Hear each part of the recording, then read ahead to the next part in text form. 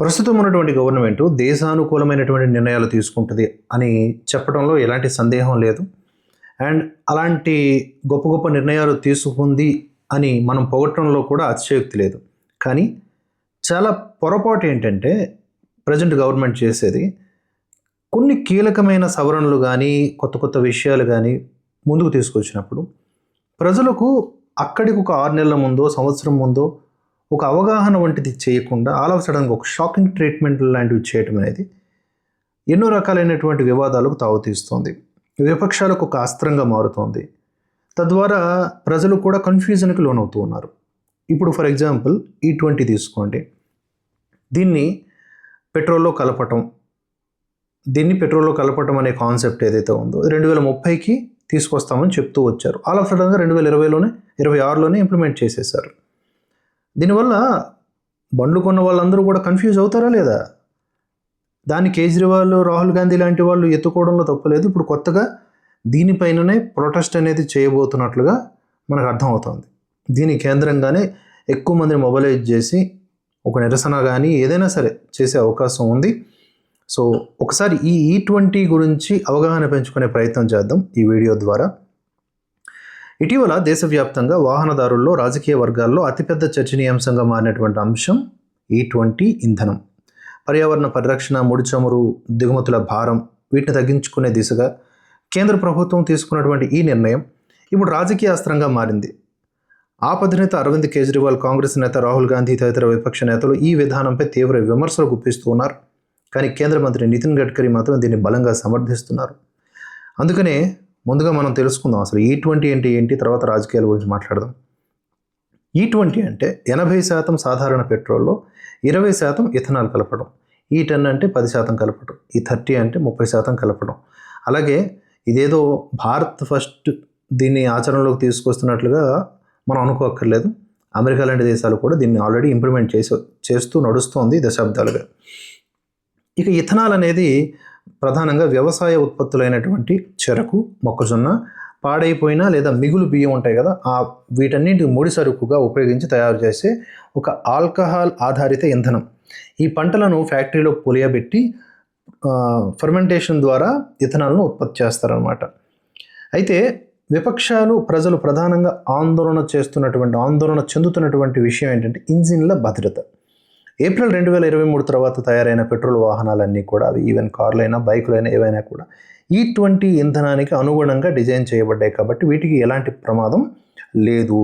ఇది క్లారిటీ, మనందరికీ ఉండాల్సిన క్లారిటీ. 2023 తరువాత 2023కు ముందు వచ్చినటువంటి వాహనాలు E10 లేదా E5కి అనుగుణంగా తయారయ్యాయి.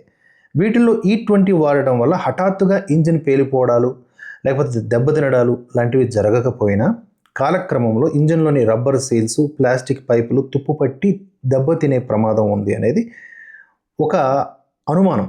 దానికి కూడా ఆధారం లేదు, గుర్తుపెట్టుకోండి. అనుమానం ఉంది, పాజిబిలిటీ ఉంది, బట్ ఆధారం అయితే ఇంతవరకు లేదు.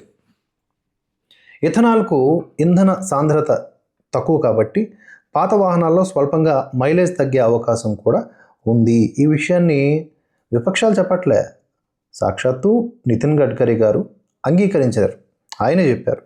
అలాగే IIT కాన్పూర్ చేసినటువంటి కొన్ని పరిశోధనల్లో భాగంగా E20 వాడటం వల్ల కొత్త, పాత ఇంజిన్లకు తీవ్రమైన నష్టం జరుగుతుందనడానికి ఎలాంటి శాస్త్రీయమైనటువంటి ఆధారాలు లేవు. ఇది కూడా మనం నోట్ చేసుకోవాలి. అయితే ఇప్పుడు అరవింద్ కేజ్రీవాల్ లాంటి వాళ్ళకు ఒక అస్త్రం దొరికింది. E20 విధానాన్ని అమెరికా అధ్యక్షుడు డొనాల్డ్ ట్రంప్ ఒత్తిడికి తలొగ్గి కేంద్రం అమలు చేస్తోందని కేజ్రీవాల్ ఇప్పుడు ఆరోపిస్తూ ఉన్నారు. దీనివల్ల అమెరికా నుంచి ఈ ఏడాది 5 బిలియన్ లీటర్ల ఇథనాల్ను భారత్ దిగుమతి చేసుకుంటోందని, ఇది దేశంలోని 30 కోట్ల పాత వాహనాలను తుక్కుగా మారుస్తుందని ఆయన ఆరోపించారు. ఈ విధానానికి వ్యతిరేకంగా ఆగస్టు 3న ప్రధాని నివాసానికి ఆయన మార్చ్ కూడా చేపట్టారు. అదంతా కూడా మనకు తెలిసిందే.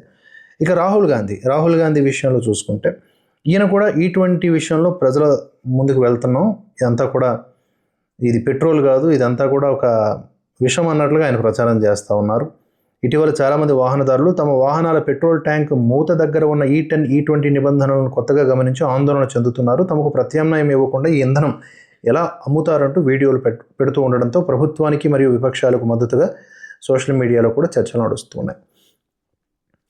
ఇక కేంద్ర రోడ్డు రవాణా శాఖ మంత్రి అయినటువంటి నితిన్ గడ్కరీ గారు ఈ విమర్శలు ఏవైతే ఉన్నాయో, అపోహలు ఏవైతే ఉన్నాయో వాటిని ఖండిస్తూ కొన్ని క్లారిటీలు ఇచ్చారు.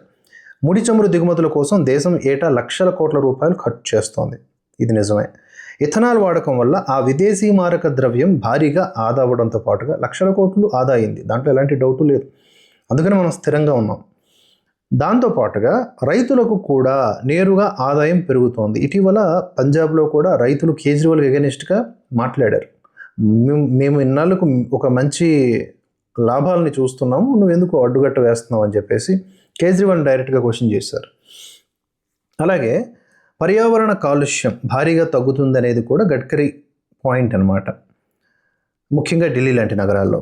ఇక ఇంకొక ప్రధానమైనటువంటి ఆరోపణ ఏంటి, నితిన్ గడ్కరీ కుటుంబానికి సంబంధించిన షుగర్ ఫ్యాక్టరీలు ఉన్నాయి కాబట్టి వాళ్ళు లాభం పొందడానికని ఇది తీసుకొచ్చారు అంటే అది కూడా ఏదో వేయాలని వేస్తున్నారు. కానీ నితిన్ గడ్కరీ నిజాయితీపరుడైనటువంటి వన్ ఆఫ్ ది బెస్ట్ రాజకీయ నాయకుడు. సో ఆయన ఈవెన్ మతాల కోణంలో కూడా మాట్లాడ్డా ఆయన. సో అలాంటి జెన్యూనిటీ ఉన్నటువంటి వ్యక్తి. అయితే దానికి కూడా ఆయన సమాధానం ఇచ్చాడు. తన కుమారుల ఫ్యాక్టరీలో ఉన్నాయనుకుంటే ఆ ఫ్యాక్టరీలో వాటా 0.5% కంటే తక్కువే, దీంట్లో ఎలాంటి స్వార్థం లేదు అని ఆయన వివరించారు. ఇక ఇథనాల్ తయారీకి అన్నిటికంటే ప్రధానమైన అవరోధం నీటి వినియోగం. విపరీతంగా నీటి ఖర్చు అవుతుంది. ఎంత అవుతుంది? 1 లీటర్ ఇథనాల్ను చెరుకు ద్వారా ఉత్పత్తి చేయాలనుకోండి, సుమారుగా 1 లీటర్ ఇథనాల్కి ఆ పంట పండించే దశ నుంచి ఫ్యాక్టరీ ప్రాసెసింగ్ వరకు సుమారుగా 3000 లీటర్ల ఖర్చు అవుతుంది. అదే బియ్యము ద్వారా అయితే 10,000 లీటర్ల వరకు నీరు అవసరం అవుతుంది. ఇది ఎవరో చెప్పింది కాదు, నీతి ఆయోగ్ నివేదికల అంచనా. కేవలం ప్లాంట్లో వాడే నీరు తక్కువే అయినప్పటికీ పంటకు వాడే నీరు కలుపుకుంటే దీని భారం చాలా ఎక్కువ. భూగర్భ జలాలు అడుగంటుతున్న రాష్ట్రాల్లో ఇథనాల్ కోసం చెరకు, వరి పండించడం దీర్ఘకాలంలో స్థానికంగా తీవ్ర నీటి ఎద్దడికి దారితీస్తుంది అనేటటువంటి వాదన కూడా ఉంది. ఈ వాదనలో వాస్తవం ఉంది. ఓకేనా, దీర్ఘకాలికంగా మనం ఆలోచించాలి. ఇప్పటికిప్పుడు మనకేదో ఒక ప్రాబ్లం ఉంది, దానికి సొల్యూషన్ కాకుండా పరిణామాలు తీవ్రంగా ఉండేటప్పుడు భవిష్యత్తులో అవి ఏ విధంగా రూపాంతరం చెందుతాయో మనం ఊహించలేం. దానికి అప్పటికప్పుడు దీనికి ప్రత్యామ్నాయాలు ఉంటాయి. కానీ నీటి ఎద్దడికి ఏం ప్రత్యామ్నాయం ఉంటుంది? అది. ఇక భారత్ ఈ విధానాన్ని కొత్తగా కనిపెట్టిందని అనుకోవద్దు. బ్రెజిల్ దేశంలో 1970 నుంచే తమ ఫ్లెక్స్ ఫ్యూయల్ వాహనాల్లో 20-27% ఇథనాల్ని కలిపి ఇంధనాన్ని విజయవంతంగా వాడుతుంది. పరాగ్వే లాంటి దేశాల్లో ఇది 30% వరకు ఉండగా అమెరికాలో కూడా దశాబ్దాలుగా ఇథనాల్ అనేది వాడకం అమల్లో ఉంది. విదేశీ చమురుపై ఆధారపడ్డాన్ని తగ్గించుకుని స్వదేశీ వ్యవసాయ ఆధారిత ఇంధనంగా ఇథనాల్ని ఎంచుకోవడం ఆర్థిక వ్యవస్థకు ఖచ్చితంగా గొప్ప ముందడుగు. కానీ ఎక్కడైతే ప్రణాళిక లేకుండా మార్పు రద్దబడుతోందో అక్కడే అసలు సమస్య. ఇది నేను గట్టిగా చెప్పేటటువంటి పాయింట్, ఎప్పుడు చెప్పేటటువంటి పాయింట్. ఈ విధానాన్ని 2030 నాటికి అమలు చేయాలని ముందు అనుకున్న ప్రభుత్వం కంగారుగా 2026 నాటికి పూర్తి స్థాయిలో తీసుకొచ్చింది. దానికి కొన్ని పరిస్థితులు ఉండొచ్చు కూడా, యుద్ధ వాతావరణ పరిస్థితులు, హార్మోజ్ జలసంధి, ఇవన్నీ కూడా కారణం అయి ఉండొచ్చు. కానీ 2030కి ఉండాల్సిన ప్రిపరేషన్ 2026కి ఎట్లా జనాలు అవుతారు? దేశంలో ఉన్నటువంటి కోట్ల కొద్ది పాత వాహనాల యజమానులకు కనీస అవగాహన కూడా లేదు. ఇథనాల్ దేశానికి మంచిదే కావచ్చు, కానీ దాన్ని వాడుకోవడానికి నా పాత వాహనానికి తగిన సమయం, ప్రత్యామ్నాయం ఇవ్వాలి కదా అని అనుకుంటాడు ఎవడన్నా సరే.